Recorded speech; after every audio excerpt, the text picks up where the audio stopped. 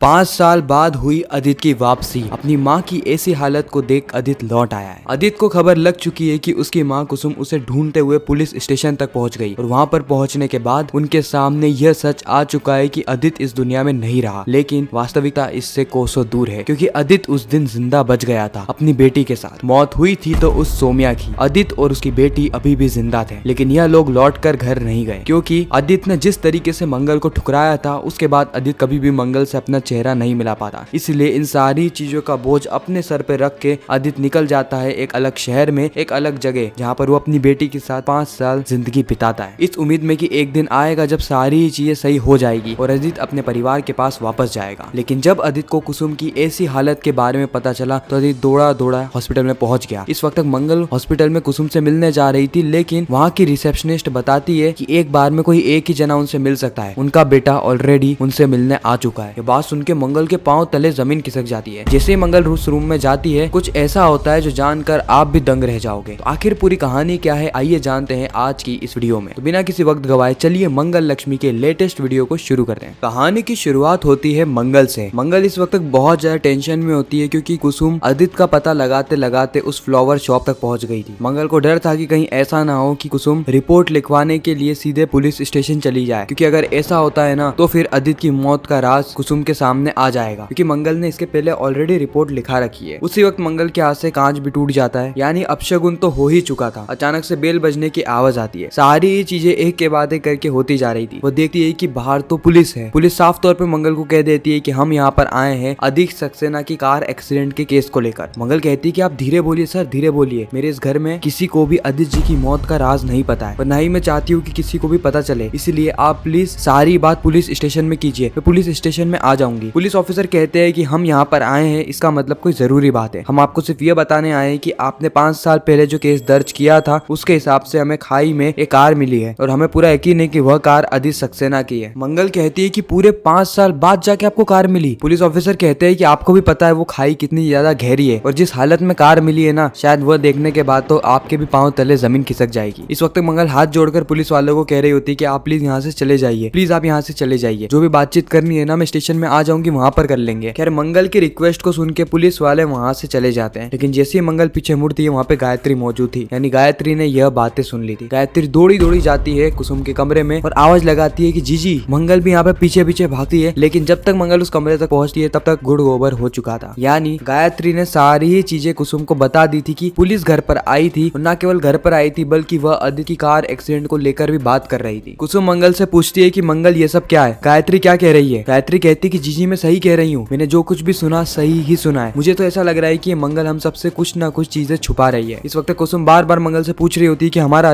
अदित का एक्सीडेंट हो गया, वह ठीक तो होगा ना। इतना कहकर कुसुम को चक्कर आने लगते हैं और कुसुम वहीं पर बेहोश हो जाती है। कुसुम की इस हालत को देखकर कहीं ना कहीं मंगल घबरा जाती है, यहाँ तक कि गायत्री भी घबरा जाती है। लेकिन कुछ ही पलों के अंदर कुसुम को होश भी आ जाता है। मंगल की आंखें नम हो चुकी थी। मंगल घबरा रही थी कि कहीं ऐसा ना हो कि उसका झूठ सभी के सामने आ जाए। दूसरी ही तरफ हम देखते हैं जयराज को, जो कि एक बुके के ऊपर एक चिट्ठी लिख रहा होता है, और वह चिट्ठी अपने कर्मचारी से कहकर सीधे भिजवा देता है मंगल के घर पे। जयराज का पूरा प्लान है कि वह मंगल और उसके परिवार को बर्बाद करना चाहता है, ताकि मंगल कभी भी खड़ी नहीं हो पाए, मंगल कभी भी अपने बुलंद हौसलों के साथ वापस से जयराज की कंपनी को टक्कर ना दे पाए, क्योंकि जयराज की कंपनी पिछले 5 सालों से नंबर 2 पर है, क्योंकि 5 सालों से पहला स्वाद ने जयराज की नाक के नीचे दम कर रखा है। लेकिन अब वह सिलसिला खत्म होने वाला है, क्योंकि जयराज इस बार मंगल को छोड़ेगा नहीं, ना ही मंगल के परिवार को छोड़ेगा। खैर कुछ ही पलों के अंदर हम देखते हैं कि घर में एक चिट्ठी आती है। कुसुम दौड़ी दौड़ी जाती है चिट्ठी लेने के लिए, और उस चिट्ठी के साथ एक बुके भी होता है। उस चिट्ठी में साफ तौर पे लिखा था कि अम्मा मुझे पता है कि आप मुझे ढूंढने की कोशिश कर रही हैं, लेकिन मैं आपको बता दूं कि आप कितना भी मुझे ढूंढ क्यों ना ले, मैं वापस घर लौट के नहीं आने वाला। आप मुझे ढूंढने के बारे में सोचना भी मत। यह चिट्ठी पढ़ने के बाद कुसुम को राहत भी मिलती है, साथ ही घबराहट भी होती है। राहत इसलिए मिलती है क्योंकि कुसुम को लग जाता है कि अदित यानी उसका बेटा जिंदा है, तभी तो उसके लिए उसने चिट्ठी पहुंचाई है। साथ ही उसे डर इस बात का लग रहा होता है कि वो वापस से अदित के पास जाए बगैर ही अदित को खो देगी। वापस से अदित हमेशा हमेशा के लिए उससे दूर चला जाएगा। पिछले 5 सालों में कुसुम हर दिन भगवान से बस यही प्रार्थना करती रही कि बस एक बार वो अपने बेटे की शक्ल देख ले, लेकिन आखिर में क्या हुआ, वो अपने बेटे को देख ही नहीं पाई। और आज जब उसे मौका मिला था तो अदित की चिट्ठी आ गई कि नहीं, आप मुझे ढूंढने की कोशिश मत करना। गायत्री कहती है कि जीजी मुझे तो ऐसा लग रहा है कि हम अदित के बहुत ज्यादा करीब है, इसलिए तो अदित ये चिट्ठी भेज रहा है। हमें तहकीकात जारी रखनी चाहिए, हमें पुलिस स्टेशन जाना चाहिए और पता लगाना चाहिए कि वह कार किसकी है, शायद उसके बाद हमें कोई सुराग मिल जाए। कुसुम कहती है कि बिल्कुल गायत्री, हम दोनों जाएंगे, हम दोनों पुलिस स्टेशन जाएंगे। इस और मंगल हक्की बक्की हो चुकी थी। मंगल को समझ में नहीं आ रहा होता है कि चिट्ठी भेजी तो भेजी किसने, क्योंकि उसने देखा था कि उसकी आंखों के सामने ही आदित्य की कार खाई में गिर गई थी और 5 साल पहले ही आदित्य की मौत हो गई। इस और ये सारी चीजें देखकर ईशाना गुस्से से आग बबूला हो जाती है और सीधे भागती है अपने कमरे की ओर। मंगल भी सीधे ईशाना के कमरे में जाती है और ईशाना से माफी मांगती है। ईशाना कहती है कि मम्मा मैंने आपको कितनी बार कहा था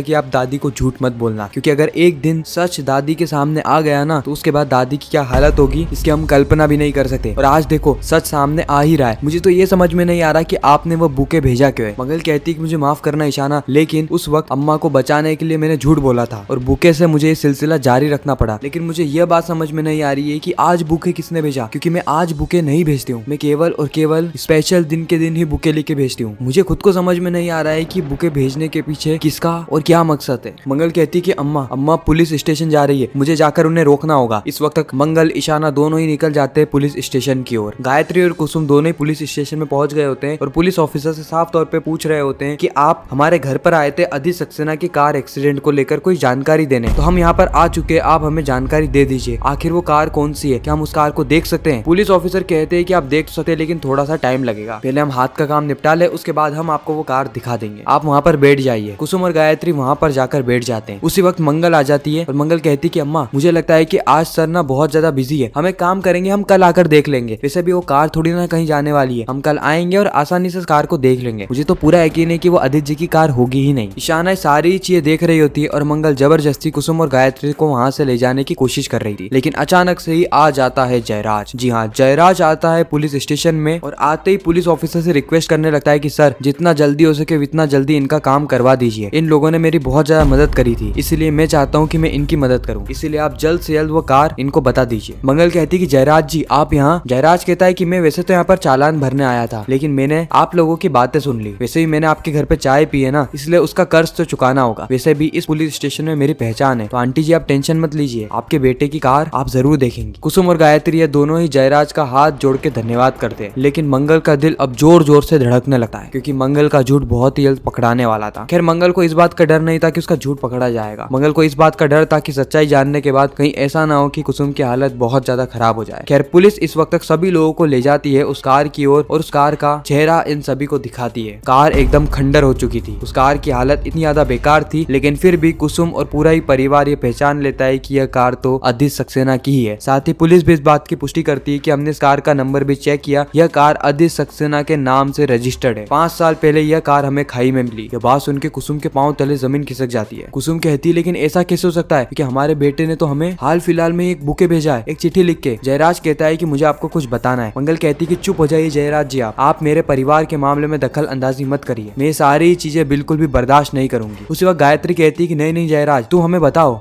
हमें सच जानना है। जयराज कहता है कि मैं वहाँ से गुजर रहा था जहाँ पर आप लोग बुके ले रहे थे और अनफॉर्चुनेटली मैंने आपकी सारी बातें सुन ली। आप लोगों के जाने के बाद मैंने उस बुके वाले को डराया धमकाया तो उसने सारा ही सच उगल दिया। आप देख सकते हैं इस वीडियो में वो सारा ही सच बोल रहा है। और वीडियो देखने के बाद कुसुम के वापस से पांव तले जमीन खिसक जाती है। खैर इसी के साथ ही खूबसूरत एपिसोड यहीं पर समाप्त होता है। आपको ये रिकैप कैसा लगा कमेंट सेक्शन में जरूर बताना। मैं मिलता हूँ किसी नेक्स्ट इंटरेस्टिंग वीडियो में, जब तक के लिए गुड बाय।